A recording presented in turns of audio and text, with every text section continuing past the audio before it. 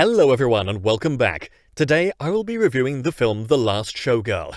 The Last Showgirl is directed by Coppola, written by Kate Gersten, and stars Pamela Anderson, Kiernan Shipka, Brenda Song, Jamie Lee Curtis, and Dave Bautista. This is a The Last Showgirl movie review and there will be spoilers. If you like our movie reviews, please like this The Last Showgirl film review and subscribe. Once subscribed, click the bell notification box to be instantly notified of new reviews. Please also consider supporting us through a channel membership or by becoming one of our patrons on Patreon at patreon.com/FilmBook. And now, The Last Showgirl movie review. Pamela Anderson plays Shelley, an aging Las Vegas showgirl in director Coppola's slight but intriguing new drama titled The Last Showgirl. Anderson's nuanced performance is backed up by a stellar supporting cast, with Jamie Lee Curtis taking top honors and back in top form.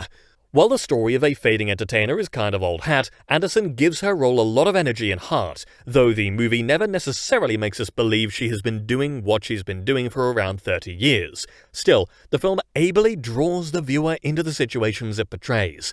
Shelley is a bit of a ditz at times because of the fact that she pretty much says whatever comes to her mind, and this is probably the reason that the character is estranged from her college-age daughter Hannah. When her daughter visits her, Shelley tries to make conversation but falters, even going as far as to invite Hannah to one of the last shows Shelley will be performing. It becomes more about Shelley than Hannah, and that frustrates the daughter. Shelley's stage manager, Eddie, has informed her and her colleagues that a circus will be replacing the traditional show that the ladies have been putting on for years at a place called La Razzle Dazzle. This makes Shelley wonder about her future, and we first meet her at an audition for something new. When the person conducting the audition asks Shelley her age, we know things won't be going too well for Shelley's future, at least as far as this particular situation is concerned. Jamie Lee Curtis plays another fellow colleague of Shelley's, a server named Annette, who isn't doing well financially and doesn't have, as she puts it, a 501k. Curtis sinks her teeth into this role and is humorous and believable as Shelley's best friend, who offers to help her out with rent if the situation actually comes down to it. Curtis is saturated in makeup that makes her look different than we've ever seen her before. Curtis is always versatile, and I think this is one of her best supporting performances to date. I wouldn't be surprised if she gets another nomination this year, even though competition is fierce in her category. Kiernan Shipka and Brenda Song play Shelley's besties Jodie and Marianne, who seem to come across as sisters to Shelley, but soon Shelley realizes that she should be shifting her attention to her real daughter and work on trying to correct the problems with that relationship. The premise of the movie is further complicated by a scene where Shelley asks Eddie out on a date, which ultimately happens and ends with terrible results as Eddie accidentally makes a hurtful statement. Jason Schwartzman's jerk of a character spells out to Shelley that she was hired when she was younger because she was sexy and young. Shelley ends up coming back at him with a comment that could inspire people to applaud and root for Shelley to prove him wrong.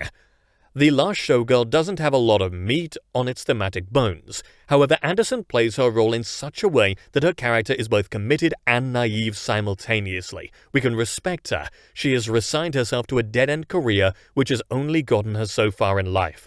As her daughter, Billie Lourd, is quite effective as she plays the part as the complete opposite of her mom.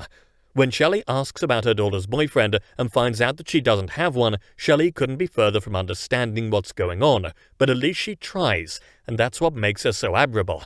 Bautista is believable as well, offering solid support in a role which could have been beefed up a bit in terms of its development. Shipka and Song more than hold their own besides the charismatic Anderson throughout the film.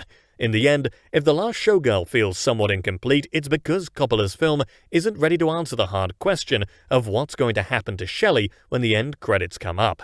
But because of Anderson's performance, we hope she'll find some sort of happy medium in her life. The Last Showgirl is Pamela Anderson's moment to shine as Shelley encounters what could be her last professional hurrah. And we feel bad for her and care a lot about what happens to her in the end. That's ultimately enough to make me like this movie, despite its shortcomings. And that brings us to the conclusion of this The Last Showgirl movie review. I would love to hear your thoughts on it below in the comment section. If you liked what you heard during this review, please like this video and subscribe to the channel. Please also visit and subscribe to our podcast channel at FilmBook Podcast on YouTube. If you'd like to get FilmBook's articles delivered to your inbox, sign up for our daily newsletter or download our Android FilmBook app for instant notifications. You'll find links to both in the description and on our website FilmBook. That's film-book.com. Thanks for dropping by, and I'll see you next time.